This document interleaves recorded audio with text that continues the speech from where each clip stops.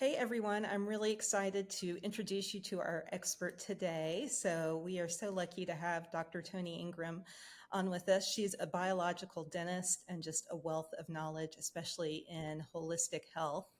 And I specifically asked Dr. Tony to come on and talk with us because one of the things I've noticed doing gut testing on clients is that a lot of people aren't flossing their teeth. And when they don't floss their teeth regularly, it builds up bacteria, which then gets into their gut and causes all kinds of issues. And full transparency, I have not always been a tooth flosser. So, probably only in the last 5 years have I consistently flossed my teeth. And so I know I'm not the only one who doesn't consistently do it. I feel like I was the person who would floss my teeth, the day before I needed to go to the dentist and then the day of, and hope that they wouldn't notice my gums were always bleeding. And for sure, now that I am a regular flosser, I've noticed a huge difference in all kinds of things from dental health and gum health, but also just like better breath. And my dental hygienist isn't asking how often I floss my teeth. They can generally tell that I floss. So, Dr. Tony, I'll hand it over to you if you want to share a little bit about yourself and your thoughts on flossing. Yeah, so first, thank you for having me on. This is super fun, and I'm really excited for everybody that is taking your challenge. January is such a good time to just reboot and restart and refocus on all of those health goals. And I absolutely love that you have oral health as part of those oral health goals, because you absolutely cannot be healthy if you don't have good oral health. So I am really excited to have everybody focus on this just a little bit more. And you're absolutely right. Flossing is a really good tool. And it's one of the best tools besides your toothbrush to help prevent gum disease and cavities. So, flossing is a really, really excellent habit to get into. But full disclosure, I do not tell all of my patients to floss. There is a little bit of nuance to it. So, here's the spoiler alert. The spoiler alert is that if you floss and you do it correctly, and by correctly, I mean that you know how your gums make little pink triangles in between your teeth. If you're getting the floss and rubbing on each side of that pink triangle with the string, if you do that and your gums bleed, then you might not be someone who I would have start flossing right away. We might need to go through some more strategic treatments first. So I would say if your gums don't bleed, then absolutely, I want you flossing. And I think it's an excellent habit to get into, especially this time of year. So flossing is wonderful for that. If your gums do bleed and you haven't been to your dentist in a little while, then I want you to tap the brakes just a little bit. And I want you to schedule an appointment with a dentist. And I want you to be evaluated first for gum disease. Because if you have gum disease, if your gums are bleeding, then we might want to treat that more strategically first before we have you flossing. And there's a reason for that, because if your gums are bleeding, that means there's an imbalance in the bacteria in your mouth, just like you talked about. And imbalances in bacteria are not what we want.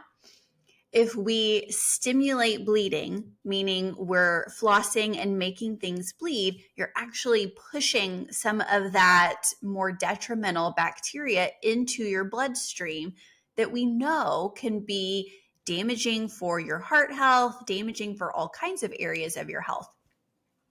So you're essentially causing a bacteremia that you don't intend to cause, causing a short-term infection in your bloodstream that is not beneficial. Such good tips. I'm so glad that that we're doing this together because I would have just been like, flush your teeth. And so I love the nuance that you add to that. So yeah, wonderful Just a tips. little bit. Do you But I think can tell though, you, oh, yeah, oh, go ahead. Go ahead. I'm just curious, do you think though, if people just don't floss, like they're like me who flossed, every 6 months before I went to the dentist, I felt like when I was doing that, I would always have a little bit of blood, but it was because Yeah. my gums weren't used to that. Is that a thing or was that in my mind? No, that's really common. I call it cramming for finals. Mhm. when when you floss the day before your dental appointment, we can always tell, and so it will. Yeah, it if you're it's kind of like removing a blanket from your gum tissue. You've got kind of this blanket of plaque that you haven't been removing. So yeah, the first time you remove it, your things are going to be out of balance. You're going to have a little bit of inflammation. So it doesn't it, again, depends on the case. Sometimes that's a no big deal. Sometimes that's more of an indication that there's a bigger imbalance that needs to be addressed. So, but definitely if you're the type of person where if you pick up the floss and it's been a long time and it's bleeding, then yeah, I think it it definitely should be evaluated. Love that. And do you have any recommendations for a certain type of floss? Like, does the brand matter, or is there one that's better than others? So that depends on the spacing in between your teeth. Some spacing is just really, really tight, and you're going to want more of a thin ribbon type of floss.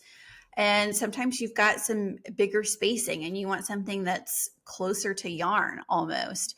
So it depends on what fits in between your teeth the best.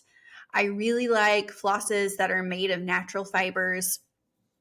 The string does tend to remove plaque better than the floss picks or something with a handle.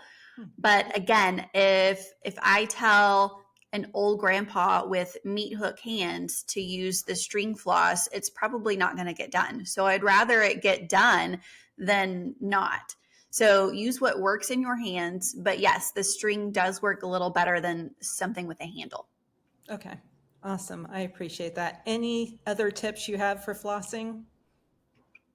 I would just say if your viewers, if your audience needs a little bit of motivation, then I want to just list a few systemic conditions that are associated and strongly correlated in the scientific literature with gum disease. So, just to name a few: Alzheimer's, heart disease, which includes heart attack and stroke, uh, dementia from all causes, rheumatoid arthritis, Crohn's and colitis, poor pregnancy outcomes. So, miscarriage, preterm delivery, low birth weight, infertility, all of these things are strongly correlated with gum disease. Wow. So I I am so passionate that everybody is evaluated and knows the health of their gums, and just make sure that you have an appreciation that your gums and your mouth are attached to the rest of your body. I love that. Yeah, definitely things that we want to avoid. As you were saying that, I just recently heard Dr. Amen, who's one of the leading brain specialists, say that if there's one thing he could go back and do, it was flossing regularly at a younger age because of the understanding of the connection with the brain. So you starting with Yeah, Alzheimer's just kind of triggered that memory for me. absolutely. Yeah. Absolutely. Well, thank you so much for the time. Tell everybody how they can find you. If you live in the DFW area, Dr. Tony has an absolutely gorgeous boutique dentist office. So definitely recommend that. But tell everybody how they can find you. Thank you. Yeah, our office is in Richardson, Texas, so kind of in the North Dallas, Plano area. Easy to get to there. And the name of the practice is Flourish Dental Boutique. So you can find us online at flourish.dental. And we're on social media, probably Instagram more than some of the other channels. You can listen in at the Flourish podcast with Dr. Tony Ingram. And on Instagram, it's Flourish Dental Boutique. All right. Thank you so much. And good luck, you guys, with flossing. If you have any questions, go see Dr. Tony. She can help you out. Awesome. Thanks so much, Meg.